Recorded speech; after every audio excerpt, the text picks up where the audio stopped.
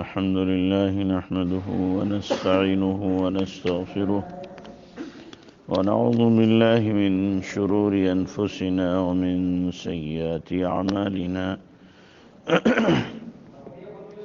من يهده الله فلا مضل له ومن يضلل فلا هادي له ونشهد أن لا إله إلا الله وحده لا شريك له ونشهد أن سيدنا ومولانا محمدا عبده ورسوله صلى الله عليه وعلى آله وأصحابه وأزواجه وبارك وسلم تسليما كثيرا كثيرا.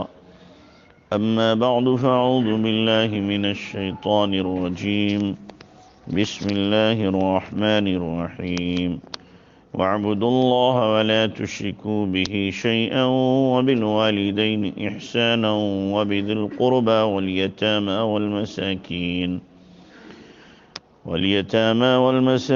والجار ذي القربى والجار الجنوب والصاحب بالجنب وابن السبيل وما ملكت أيمانكم إن الله لا يحب من كان مختالا فخورا.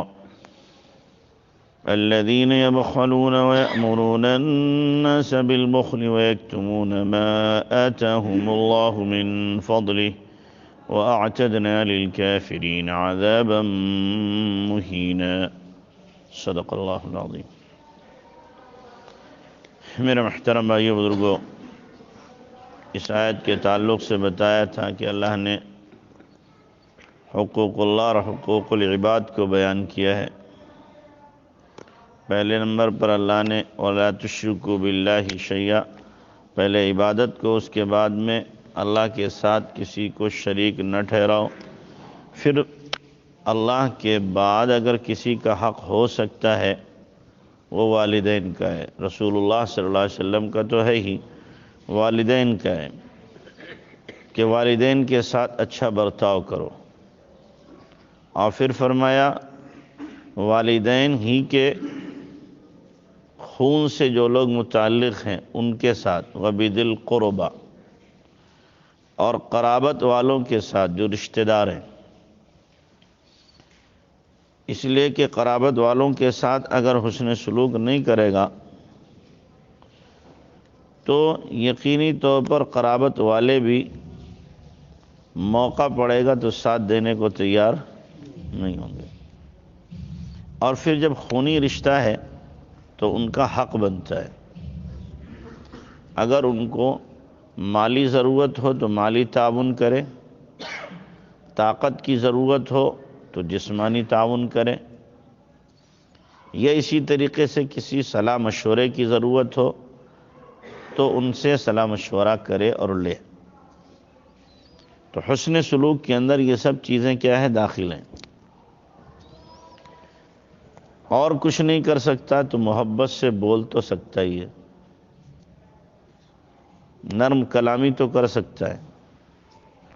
بعض لوگ ایسے کھرے قسم کے ہوتے ہیں، نہ مالی مدد نہ جانی مدد، اور کبھی بات کرو تو لٹھ مار دیتے ہیں. تو یہ حقیقت میں لگتا ہے انسانوں میں رہے نہیں ہے، درندوں میں رہے. انسانیت انہوں نے سیکھی نہیں ہے. اور رشتہ داروں کے ساتھ اگر کوئی مالی تعاون کرتا ہے تو اللہ تبارک و تعالیٰ کی طرف سے اس کا بدل ضرور ملتا ہے. جو آدمی یہ چاہے کہ میرے مال میں اضافہ ہو تو رشتہ داروں کو مال دینا شروع کر دے. آپ مالدار اگر بننا چاہتے ہو تو اللہ کے نبی کا دیا ہوا نسخہ ہے کہ رشتہ داروں کو مال دینا شروع کر دو، اللہ تعالیٰ آپ کو دینا شروع کر دے گا. نبی علیہ السلام نے یہ خوبصورت نسخہ دیا ہے. لیکن رشتہ دار یاد رکھیں، آپ کتنا بھی کریں وہ برا ہی چاہیں گے. عام طور سے ایسا ہی ہے. اس لیے عربی کا مقولہ ہے الاقارب کالعقارب. اقارب کہتے ہیں رشتہ داروں کو اور اقارب کہتے ہیں بچھو کو، کہ رشتہ دار بچھوؤں کی طرح ہیں. بچھو پر آپ کتنے پیار سے ہاتھ پھیرو لیکن اس کی عادت کیا ہے؟ وہ ڈنکی مارے گا۔ یہی حال کچھ رشتہ داروں کا بھی ہوتا ہے، آپ ان کے ساتھ کتنی اچھا برتاؤ کرو لیکن جب موقع پڑے گا تو وہ تکلیف ہی پہنچائیں گے، ڈنکی ماریں گے۔ ایک اللہ والے تھے، وہ ایک بچھو پہ ہاتھ پھیر رہے تھے پیار سے، اور ڈنگ مارا۔ کسی نے کہا بھائی یہ کیا کر رہے تھے، اس کے ساتھ کیا دوستی؟ تو عجیب جواب دیا، کہنے لگے یہ بری عادت سے باز نہیں آتا، میں اچھی عادت سے کیوں باز آؤں؟ سوچ دیکھیے، اگر یہ ہماری سوچ ہو جائے بولو سارے جھگڑے ختم ہو جائیں گے نہیں؟ ایک آدمی برائی سے باز نہیں آ رہا تو میں بھلائی سے کیوں باز آ جاؤں؟ وہ گندی عادت نہیں چھوڑ رہا، میں اچھی عادت چھوڑ دوں؟ یہ کون سی عقل مندی ہے؟ تو اس لیے رشتہ داروں کے ساتھ ہمیشہ کیا کرے؟ حسن سلوک کرے۔ اللہ کے نبی جناب رسول اللہ صلی اللہ علیہ وسلم سب سے زیادہ رشتہ داروں کے ساتھ اچھا برتاؤ کرنے والے تھے، سب سے زیادہ، یہاں تک کہ آپ کے رشتہ داروں نے آپ کو جی بھر کے ستایا، جی بھر کے ستایا، لیکن اللہ کے نبی صلی اللہ علیہ وسلم نے ان کے ساتھ بھی اچھا برتاؤ کیا۔ ابو لہب آپ کا بالکل سگا چچا ہے کہ نہیں؟ سگا چچا ہے، تو اس کی بیوی سگی چچی ہے ام جمیل، لیکن اللہ کے نبی صلی اللہ علیہ وسلم کے راستے میں کانٹے بچھاتی تھی اور گالیاں دیتی تھی، بہت فحش زبان تھی، گندی بکواس کرتی تھی۔ اللہ کے نبی صلی اللہ علیہ وسلم اس گندگی کا جواب گندگی سے نہیں دیتے تھے، حسن سلوک سے دیتے تھے۔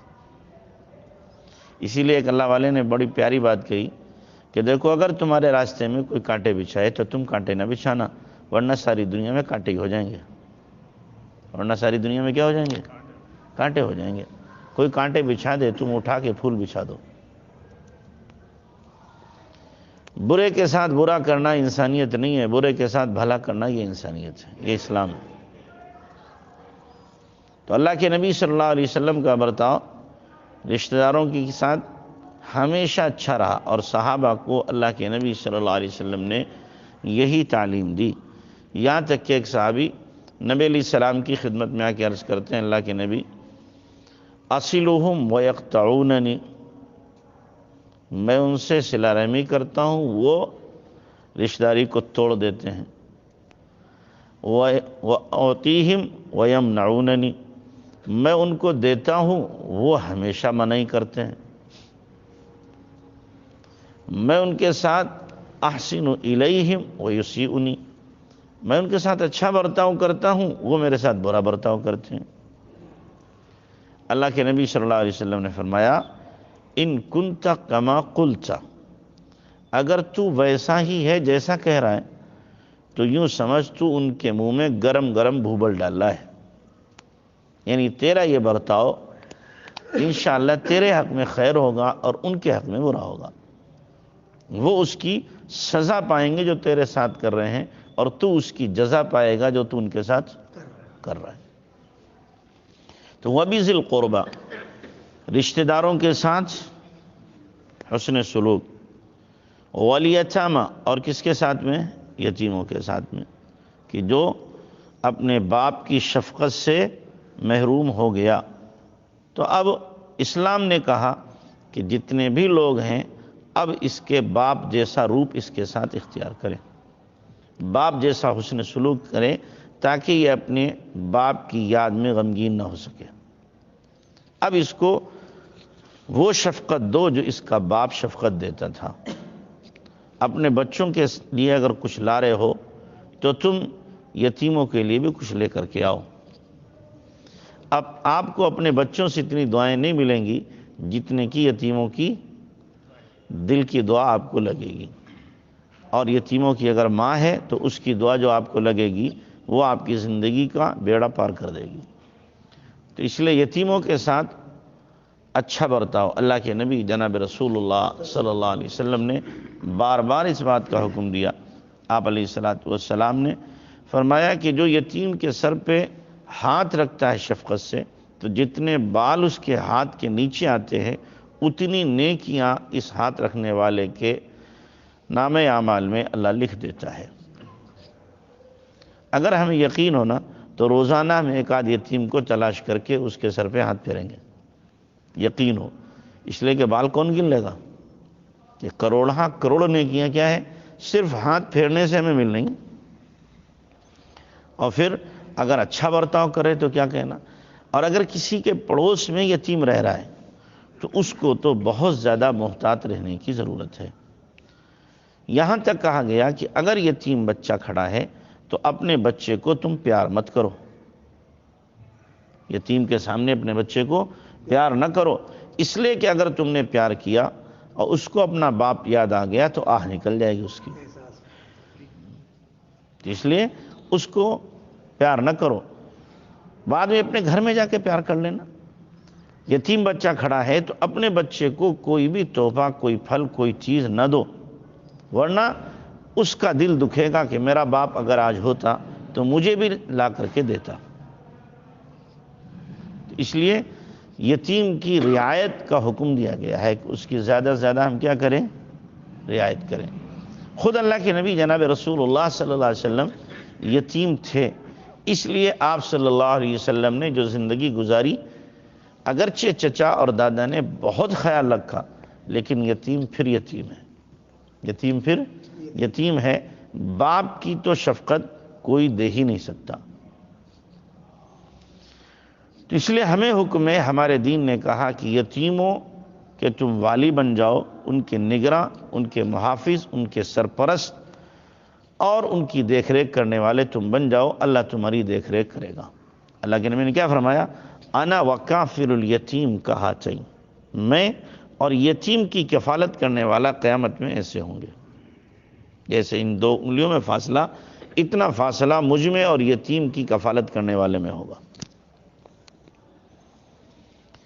ان کو دھتکارو نہیں، اما الیتیم فلا تقہر، قرآن نے کہا یتیم اس پر غصہ مت کرو، غصہ نہ کرو، بلکہ اس کو کیا ہے، ہمیشہ پیار دو، محبت دو۔ والمساکین، اور حسن سلوک کرو کس کے ساتھ میں؟ مسکینوں کے ساتھ، فقیروں کے ساتھ، جن کے پاس پلے کچھ نہیں رہا ہے۔ بعض مرتبہ مسکین آدمی ہوتا ہے اور مانگتا نہیں ہے، بہت سے جو ہیں در در مانگتے پھرتے ہیں، وہ مسکین عام طور سے نہیں ہوتے، وہ عام طور سے پیشہ ور بھکاری ہوتے ہیں اور ان کے پاس بہت جمع پونجی ہوتی ہے۔ کچھ ایسے غیور قسم کے، خوددار قسم کے لوگ ہوتے ہیں کہ گھر میں ان کے ایک لقمہ نہیں ہوتا، ایک پیسہ نہیں ہوتا، لیکن کسی کے سامنے ہاتھ پھیلانا ان کی غیرت گوارا نہیں کرتی، بھوکے رہنا گوارا ہے لیکن پھیلانا ہاتھ کا انہیں گوارا نہیں ہوتا۔ ایسے لوگوں کو ڈھونڈنا اور تلاش کر کے ان کی ضرورت کو پورا کرنا ان مالداروں کی ذمہ داری ہے جن کو اللہ تعالیٰ نے مالی فراوانی دے رکھی ہے۔ فقیر کی ذمہ داری نہیں کہ مالدار سے مانگے آ کر کے، مالدار کی ذمہ داری ہے فقیر کو تلاش کر کے اس کو پہنچائے، اس لیے کہ اگر فقیر نے مالدار سے مانگا تو مالدار میں غرور پیدا ہوگا، تکبر پیدا ہوگا، اور مالدار فقیر کے یہاں لے کر گیا تو مالدار میں تواضع پیدا ہوگی۔ تو اس لیے مالدار اپنے اندر تواضع اگر پیدا کرنا چاہتا ہے، عاجزی پیدا کرنا چاہتا ہے تو فقیر کے یہاں لے کے جاوے، نہ یہ کہ انتظار کرے کسی سائل کا کہ میرے دروازے پہ آئے گا اور بھیڑ لگے گی اور لوگ کہیں گے جناب یہ تو کیا بڑے سخی ہیں، بڑے دیالو ہیں، بھیڑ لگے گی، لوگ کہیں گے جناب یہ تو حاتم طائی ہو گئے، تو اس کا غرور کا پارا آسمان کو چھو جائے گا، اور جو مغرور ہوتا ہے وہ اللہ کی نظر سے گر جاتا ہے۔ ان اللہ لا يحب المستکبرین، اللہ تکبر کرنے والوں کو پسند نہیں کرتا۔ تو اس لیے مسکین کو، فقیر کو، محتاج کو دیکھنا اور ان کی رعایت کرنا یہ ہماری ذمہ داری میں داخل ہے۔ فرمایا والجار ذی القربى، اور اسی طریقے سے کون؟ ہمسایہ قریب، جو تمہارے رشتہ دار کیا ہیں؟ قریبی رشتہ دار ہیں، اور پڑوسی بھی ہیں۔ پڑوسی کی 3 قسمیں ہیں، کتنی؟ پڑوسی کی 3 قسمیں ہیں۔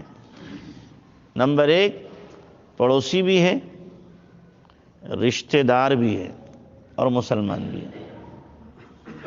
اب 3 حق اس کے ہو گئے، ایک تو پڑوسی ہونے کا، ایک رشتہ دار ہونے کا اور ایک مسلمان ہونے کا۔ دوسرے وہ ہیں جو پڑوسی ہے اور مسلمان ہے، اس کے 2 حق ہیں، مسلمان ہونے کا اور پڑوسی ہونے کا۔ تیسرا وہ ہے جو پڑوسی ہے لیکن مسلمان بھی نہیں اور رشتہ دار بھی نہیں، لیکن ہے کافر پڑوسی، اس کافر پڑوسی کا بھی ہمیں خیال رکھنا ہے۔ یہ نہیں کافر ہے لہذا اسے چھوڑ دو، نہیں، اس کافر کو اگر کوئی ضرورت پڑے تو پڑوسی ہونے کے ناطے ہمیں اس کی ضرورت کو پورا کرنا ہے، اور اگر کسی مصیبت میں پھنسے تو اس مصیبت کے وقت میں ہمیں اس کے کام آنا ہے۔ اللہ کے نبی صلی اللہ علیہ وسلم نے فرمایا پڑوسی کے حق میں، آپ صلی اللہ علیہ وسلم نے فرمایا کہ دیکھو پڑوسی کا حق یہ ہے کہ اگر وہ تمہیں سلام کرے سلام کا جواب دو، قرض مانگے تو قرض دو، بیمار ہو تو عیادت کرو، اگر انتقال ہو جائے تو تعزیت کرو، مصیبت آئے تو اس کی تم دلداری کرو، اس کا حوصلہ بڑھاؤ، اور اگر اپنے گھر میں کوئی تم اچھی چیز بناؤ تو اپنے پڑوسی کو دو، اور اپنے گھر کی عمارت اپنے پڑوسی کے گھر سے اونچی نہ کرو تاکہ اس کی ہوا اور دھوپ نہ رک جائے، الا یہ کہ پڑوسی سے تم اجازت لے لو اور اجازت دے دے تو اپنے گھر کو اس کے گھر سے اونچا بناؤ، اور اگر وہ اجازت نہ دے تو تم اپنے پڑوسی کے گھر سے اپنا گھر اونچا نہ بناؤ ورنہ اس کے گھر کی ہوا رک جائے گی۔ یہ پڑوسی کے حقوق اللہ کے نبی نے حدیث میں بیان کیے ہیں۔ تو والجار ذی القربہ، اور ہمسایہ کون؟ قریب، والجار الجنوبی، اور ہمسایہ اجنبی یعنی جو تمہارا رشتہ دار نہیں ہے، وہ اجنبی ہے ایک طرح کا۔ والصاحب بالجنب، اور پاس بیٹھنے والے، اجنبی پڑوسی اور پاس بیٹھنے والا، آپس میں آپ بیٹھیں، ان کا بھی آپس میں حق ہے۔ اور کہیں آپ مجلس میں، دینی مجلس میں، دنیاوی مجلس میں بیٹھیں، ان پاس بیٹھنے والوں کا بھی کیا ہے؟ ہمارے اوپر حق ہے۔ آپ ٹرین میں سفر کر رہے ہیں تو وہ آپ کا کیا ہے؟ صاحب بالجنب ہے، پاس بیٹھنے والا آپ کا پڑوسی ہے، اس کا بھی آپ پر حق ہے کہ آپ ایسا نہ کرو ٹانگیں پھیلا کے خوب بیٹھ گئے، اب وہ بیچارہ کھڑا ہوا ہے، ہم اگر اس کے لیے کھڑا نہیں ہو سکتے تو کم سے کم تھوڑی سی جگہ تو دے سکتے ہیں کہ وہ کسی نہ کسی درجے میں بیٹھ جائے، نہ یہ کہ ہم ستانے ہی کے در پہ ہو جائیں کہ ہمیں تو اسے تکلیف پہنچانی ہے۔ تو یہ کیا ہے؟ یہ انسانیت سے گری ہوئی بات ہے، ہمارے بزرگوں نے تو یہاں تک کیا ہے، ایک مرتبہ حضرت مدنی رحمۃ اللہ علیہ ٹرین میں سفر کر رہے ہیں، انگریز بیٹھا ہوا تھا، وہ گیا استنجا کرنے کے لیے، جلدی سے لوٹ آیا، پھر 2-3 بار گیا، لوٹ آ گیا۔ تو حضرت نے پوچھا کیا بات ہے؟ کہ جی لوگوں کو استنجا کرنا بھی نہیں آتا، استنجا کر کے ویسے ہی چھوڑ دیتے ہیں، گندا کر دیا۔ تو حضرت نے کہا اچھا، بیٹھے رہے حضرت، تھوڑی دیر کے بعد گئے اور پھر لوٹ کے آ گئے، کہا میں تو بھی گیا تھا، بالکل صاف ستھرا پڑا ہوا ہے استنجا خانہ کیا ہے؟ صاف ستھرا پڑا ہوا ہے۔ اب وہ گیا تو دیکھا صاف ستھرا پڑا ہوا ہے، تو سمجھ گیا، کہنے لگا میاں جی یہ شاید آپ نے ہی کام کیا۔ تو حضرت مدنی نے دوسرے کے پیخانے کو صاف کیا، کیوں؟ تاکہ جو پڑوس کا پڑوسی ہمارا بیٹھنے والا ہے اس کی تکلیف دور ہو جائے اور یہ استنجا کر لے۔ ہم کبھی اس پہلو پہ سوچتے بھی ہیں؟ کرنا تو دور کی بات ہے، سوچتے نہیں، بلکہ بات کہوں میں، شاید برا لگے آپ کو، مسجد میں پیخانہ کرتے ہیں، پیشاب کرتے ہیں، کبھی توفیق ہوئی صاف کرنے کی؟ کبھی توفیق ہوئی؟ کبھی توفیق نہیں ہوئی۔ کیوں؟ اس لیے کہ ہم لاٹ صاحب ہم کیسے صاف کر سکتے ہیں؟ نواب صاحب ہیں، کریں گے ہم، صاف کون کرے گا؟ دوسرا کوئی؟ اپنے ہاتھ سے جب پیخانہ اپنا صاف کر لیتے ہو نیچے کا، تو یہ جھاڑو سے کیوں نہیں صاف کر سکتے؟ بھئی اپنا پیخانہ ہاتھ سے صاف کرتے نہیں ہر آدمی؟ ہر آدمی اپنے ہاتھ سے صاف کرتا ہے، تو مسجد کا پیخانہ اگر جھاڑو سے یا برش سے صاف کر رہا ہے تو کون سی ناک نیچی ہو جائے گی؟ ناک تو جب نیچی ہونا چاہیے تھی جب اپنے ہاتھ سے صاف کر رہا ہے اس کو، اس وقت ناک نیچی ہونی چاہیے تھی، یہاں پہ ناک سکوڑ دیتا ہے۔ تو اس لیے ہم اگر استنجا کر رہے ہیں تو استنجا کرنے میں خیال رکھیں کہ بعد والا آئے، ہم استنجا خانے کو ایسے چھوڑیں کہ کسی کو تکلیف نہ ہو۔ ہم اگر تکلیف دے رہے ہیں تو یہ انسانیت سے گری ہوئی بات بھی ہے اور اسلام کے بھی خلاف ہے، کیوں؟ اس لیے کہ دوسرے کو ایذا ہوگی، اور ایذا دینا کیا ہے؟ حرام ہے۔ تو والصاحب بالجنب، اور پاس بیٹھنے والا، وابن السبیل، اور اسی طریقے سے مسافر کا بھی ہمارے اوپر کیا ہے؟ حق ہے۔ مسافر کا حق تو یہاں تک بیان کیا گیا، اگر کوئی مسافر آدمی ہے اور اس کو پیسوں کی ضرورت ہے، اس کے پاس نہیں ہے، تو کہا اس کو زکوٰۃ بھی دے سکتے ہیں۔ مصارف زکوٰۃ میں سے ایک کون ہے؟ مسافر بھی ہے۔ اسی لیے حضرت علی رضی اللہ تعالیٰ عنہ کا دستور یہ تھا کہ مسجد میں نئے آنے والے لوگوں کو تلاش کرتے تھے کہ دیکھیں کوئی نیا تو نہیں آیا، کہ مسافر آیا ہے، میں نیا ہے، فوراً بلا کے گھر لے کے کھانا کھلایا اسے، کیوں؟ یہ مسافر ہے، اس کے کھانے کا نظم نہیں ہو پائے گا، لہذا میں لے جاؤں۔ تنہا حضرت علی بہت کم کھانا کھاتے تھے، ضرور بھی ضرور کسی نہ کسی مہمان کو، کسی نہ کسی مسافر کو اپنے ساتھ لے جا کر کے پھر کھانا کھاتے تھے۔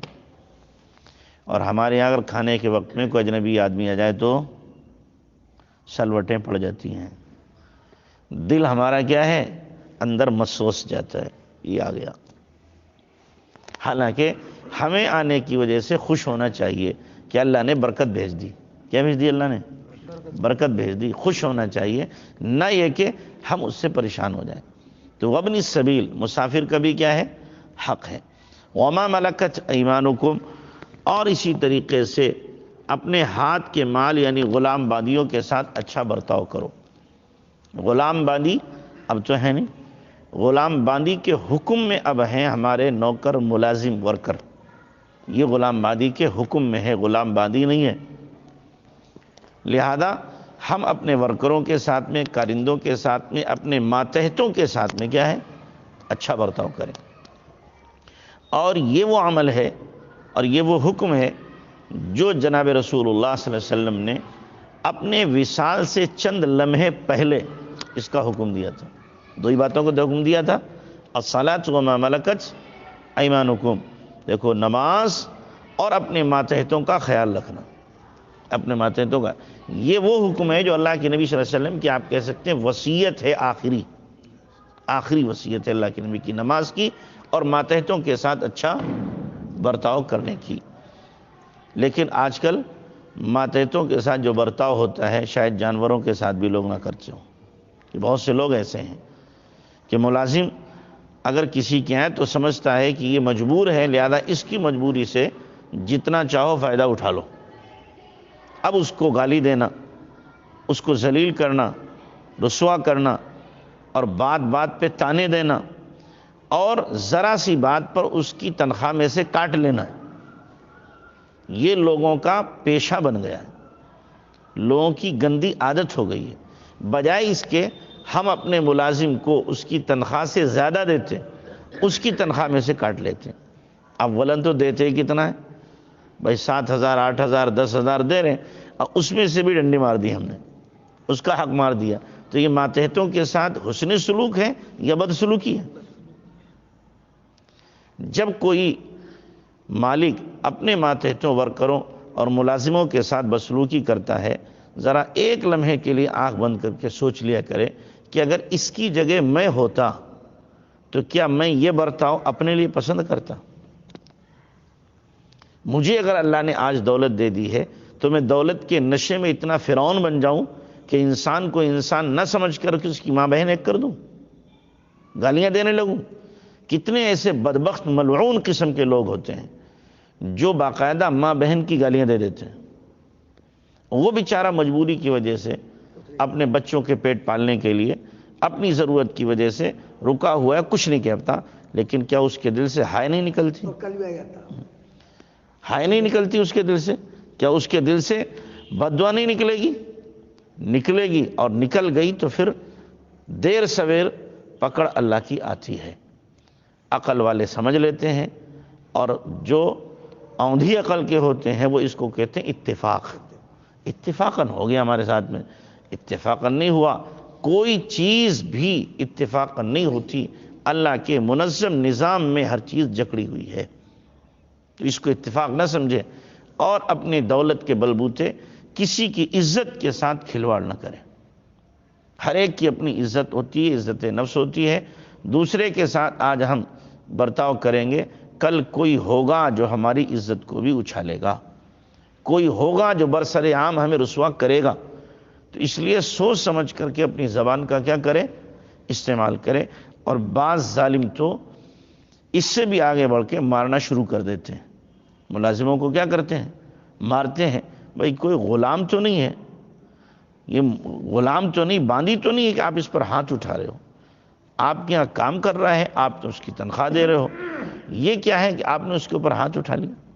آپ نے 10 مارے اور غصہ آ گیا، ایک اس نے مار دیا تو آپ کی عزت کتنی رہے گی؟ آپ یہی کر سکتے ہو، اسے اٹھا کے جیل میں ڈلوا دو، پولیس سے مروا دو، لیکن آپ کی گئی ہوئی عزت دوبارہ واپس نہیں آ سکتی۔ تو اس لیے آدمی کو سوچنا چاہیے، اور مسلمان کو خاص طور سے، کہ جب اللہ کے نبی کی آخری وصیت ہے اور قرآن کا حکم ہے، کچھ تو اس کا پاس و لحاظ رکھیں۔ بھائی آپ کی نئی نبرئی ملازم کے ساتھ میں آپ کے مزاج کا نہیں ہے، آپ اس سے کہو ٹھیک ہے بھائی آپ اپنا راستہ لو، ہم اپنے راستے پہ ہیں، لیکن کسی کی عزت کے ساتھ کھیلنے کی اجازت نہیں دی جا سکتی۔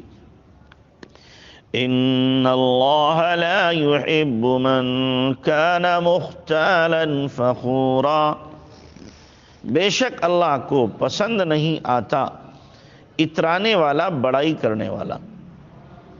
کہ بعض لوگ کیا کرتے ہیں، اتراتے ہیں، ماتحتوں کے ساتھ اچھا سلوک کیوں نہیں کرتے؟ کہ ہم بڑے ہیں، بڑا چھوٹوں کے ساتھ نہ، یہ میری شان کے خلاف ہے۔